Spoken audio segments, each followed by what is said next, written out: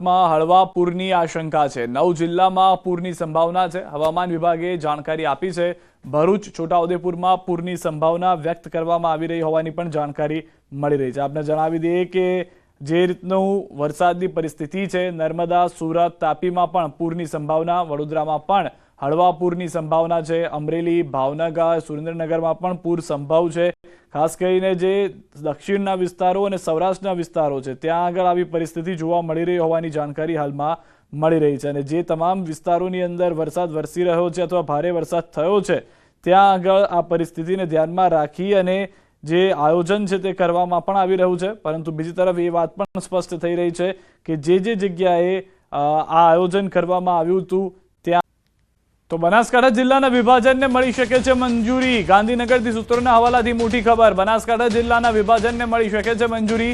Cabinet બેઠકમાં મંજૂરી મળવાના સંકેત હાલમાં જાણવા મળી રહ્યું છે। તે પ્રમાણે જ બનાસકાંઠાના વિભાજનને લઈને રજૂઆતો થઈ હતી અને જે વાત હતી તેના મુદ્દા પર પણ ચર્ચા થઈ છે કેબિનેટમાં। ટૂંક સમયમાં વિભાજનને મંજૂરી મળે તેવા સંકેત મળી રહ્યા છે। કેબિનેટની આજની જે બેઠક મળી હતી તેમાં બનાસકાંઠા જિલ્લાને લઈને પણ ચર્ચા કરવામાં આવી હતી। તો સૂત્રોના હવાલાથી આ મોટા સમાચાર। ગાંધીનગરની અંદરની મળેલી બેઠકની અંદર આ નિર્ણય કરવામાં આવ્યો છે। ટૂંક સમયમાં સત્તાવાર જાહેરાત પણ સાંભળવામાં આવી શકે છે।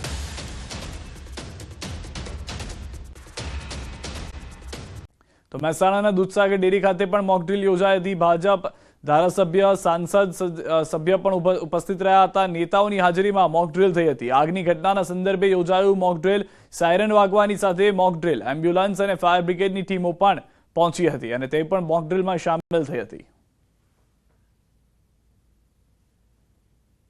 દૂધસાગર ડેરી ખાતે હાલમાં મોક ડ્રીલ યોજવામાં આવી રહી છે। તમે જોઈ શકો છો અહીંયા આગ લાગી છે અને તે પ્રમાણે જે ફાયર ફાઈટરની ટીમ છે ઘટના સ્થળે પહોંચી છે, એમ્બ્યુલન્સ પહોંચી છે, જે લોકો હોય છે તેને સારવાર આપવામાં આવી રહી છે। સમગ્ર મોક ડ્રીલનું આયોજન હાલ વહીવટી તંત્ર દ્વારા કરવામાં આવી રહ્યું છે। તો જો આગામી દિવસોમાં આવી કોઈ ઘટના બને તો કઈ રીતે તેને પહોંચી વળાય તે રીતે આજે સમગ્ર મોક ડ્રીલનું જે આયોજન કરવામાં આવ્યું છે। મહેસાણા જિલ્લાની વાત કરીએ તો 5 જગ્યાઓ પર આ મોક ડ્રીલનું આયોજન કરવામાં આવ્યું છે। Mehsana, Dudhsagar dairy, ONGC, Unjha APMC, Dharoi dam અને વાત કરીએ તો મારુતિ ખાતે આ જે મારુતિ પ્લાન્ટ છે ત્યાં ખાતે આ આયોજન કરવામાં આવ્યું છે। સમગ્ર જે આ જે મોક ડ્રીલનું આયોજન કર્યું છે તેમાં સાંસદ સભ્ય સહિત જે અધિકારીઓ હોય છે તે પહોંચ્યા છે અને સફળ મોક ડ્રીલનું હાલમાં મહેસાણા ખાતે આયોજન કરાયું છે। કેતન પટેલ, ન્યૂઝ 18 ગુજરાતી, મહેસાણા।